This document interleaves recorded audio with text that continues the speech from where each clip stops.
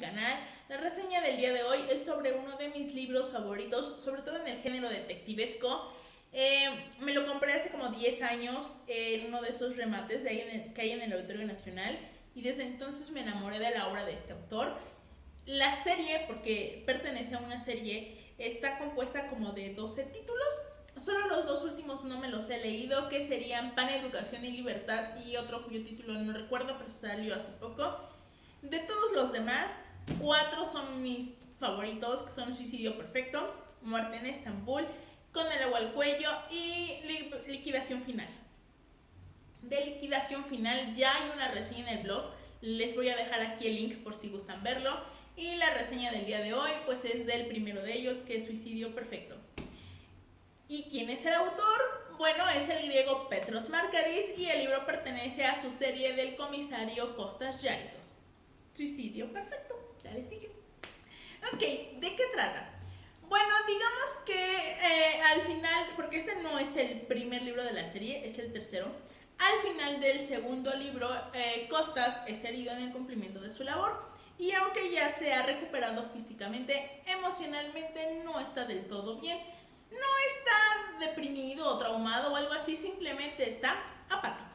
Tiene una apatía total, que no le dan ganas de hacer nada a lo largo del día, lo cual para Adriani, la esposa del protagonista, es una dicha porque ella jamás ha estado muy contenta con que su esposo sea policía, así que el hecho de tenerlo a su lado todo el tiempo y manipularlo más fácilmente, pues la hace muy feliz.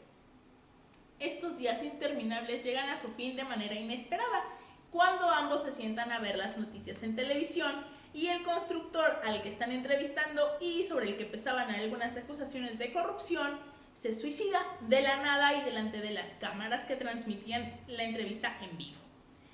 Este suceso impacta enormemente a toda la población, pero intriga muchísimo a Kostas, porque pues sí, había un escándalo de corrupción, pero en realidad nadie pensaba que eso fuera a llegar a algo. Tenía dinero, así que ¿por qué se suicidaría alguien así de la nada y de manera tan pública?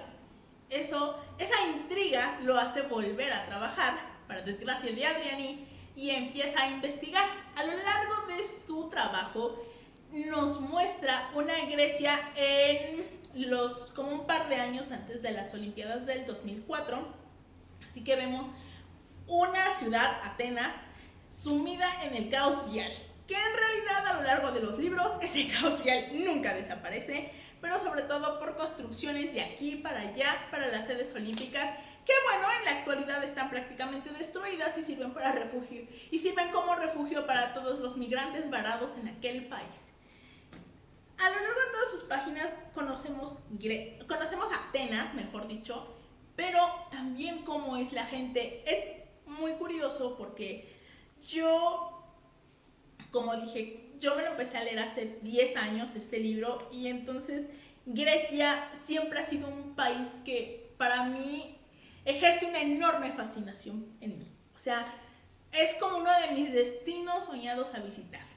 Así que este libro me permitió como una vista mínima hacia aquel país. Y fue muy curioso cómo los define Petros, porque Petros, el señor Markaris, no los idealiza, los muestra como una sociedad que piensa que si tú pagas impuestos sin rechistar y no piensas que el gobierno te está robando y eso te da el derecho a desquitarte, entonces no eres griego de verdad. O sea, es una de las razones que desatan la crisis económica en Grecia. Hay varios personajes aquí y en muchos de los libros de la serie, en los que evaden impuestos, contratan a inmigrantes sin registrarlos para pagarles una miseria, lo cual en épocas posteriores pues resulta que explotó el mercado laboral.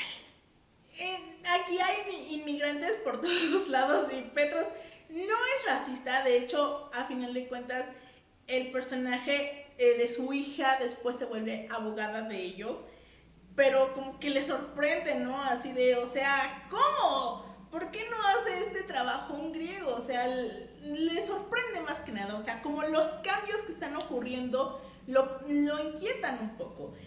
También habla sobre la corrupción que había en Grecia, otra de las causas de la crisis económica. ¿Por qué? Porque de fondo están los Juegos Olímpicos y la construcción de las sedes. De hecho, el personaje que se suicida pues era un constructor que se llevaba muchos de los concursos gubernamentales a pesar de que no cumplía con los trámites, con la totalidad de los trámites para ganarlos. Entonces habla de eso, de cuánta corrupción hay detrás de las obras públicas. Otro asunto que plantea es que durante la dictadura de los generales o de la junta militar, no me acuerdo cómo se llama, o sea, cuál es el término exacto, muchos de los personajes que aparecen aquí fueron presos políticos. Es una realidad también. En Grecia hasta hace poco se perpetuaban en el poder dos partidos que son el PASOK y Nueva Democracia. Prácticamente se turnaban quién estaba en el poder hasta la llegada de Alexis Tsipras hace como un par de años. Y algo así nos cuenta Margaris. Nos dice que todas esas personas que estuvieron presas durante la dictadura hicieron redes de comunicación y entonces cuando la dictadura cayó y llega la democracia y los partidos políticos, cuando el partido de izquierda llega al poder, pues llega el momento como de tú estuviste conmigo en el exilio, tú estuviste conmigo en la cárcel, o tú estabas en la clandestinidad, entonces yo te favorezco a ti. Y que así se hacían como las redes de corrupción y cómo se relacionaban, ¿no? O sea, cómo de esa manera se fue formando una casta política de todos los que la combatían en su juventud.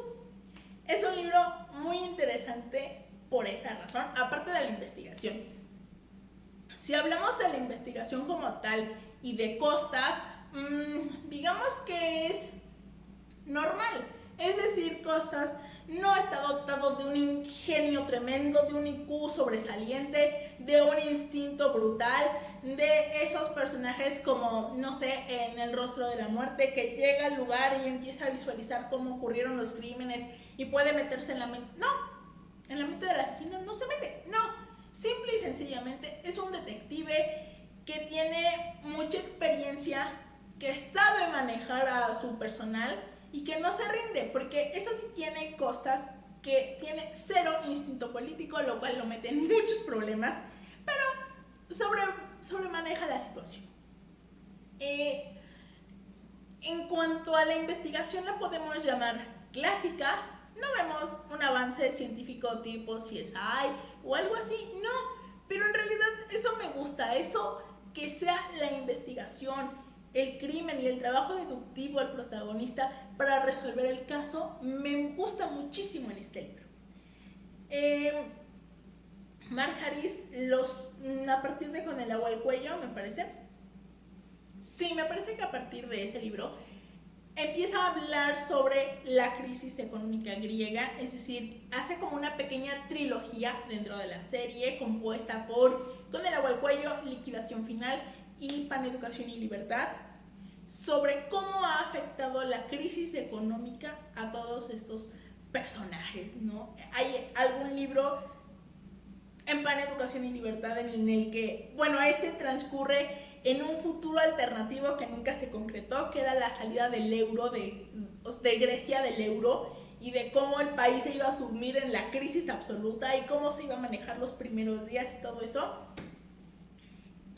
Mark Harris no deseaba que eso ocurriera. Cuando fue el referéndum el año pasado, él estaba así como perturbado de que hubiera predicho eso, pero él deseaba que quedara el no y el no quedó, pero me parece muy interesante que plasmara su hipótesis en Pan, Educación y Libertad. No lo he leído, me muero por leerlo, pero quiero conseguirlo en formato físico primero.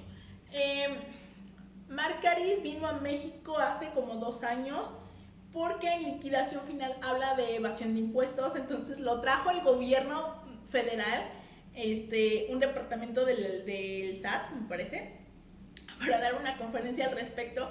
Fue muy chistoso porque sí me invitaron, me mandaron un mail con la invitación y no pude ir porque me enfermé. Yo así de, no es posible, yo ya tenía mis libros aquí para que me los firmara, yo ya iba a debatir con él el final de liquidación final. No, fue horrible que no pudiera yo ir. Pero bueno, ojalá algún día regrese. Mientras, la verdad es que me conformo leyendo algunas de sus columnas. Publicaba, ya no publica tanto, en El País, el periódico español. Hace poco vi una nueva columna de él, pero no me acuerdo en qué periódico. Pero era sobre la crisis de refugiados. No sé si en el último libro aborda ese tema. En Pan, Educación y Libertad sí, pero pues más que nada está centrado en Amanecer Dorado. No sé, ha ido más o menos con el tiempo, es decir, cuando escribió Pan, Educación y Libertad era el despunte de Amanecer Dorado, entonces iba como muy de la mano, y sí, el tema de la migración pues sí la tocaba, pero por el partido.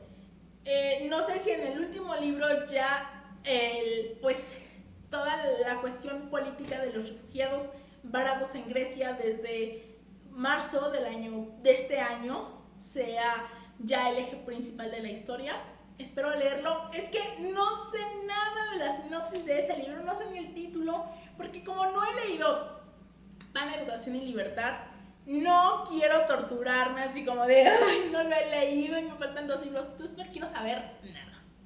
Pero bueno, ya les contaré. Yo espero que para mi cumpleaños me compré uno de ellos y ya les estaré contando. Mientras, pues, como ya les dije, está una reseña de liquidación final en el blog. Aquí les dejaré el link y pues nos vemos en la siguiente reseña.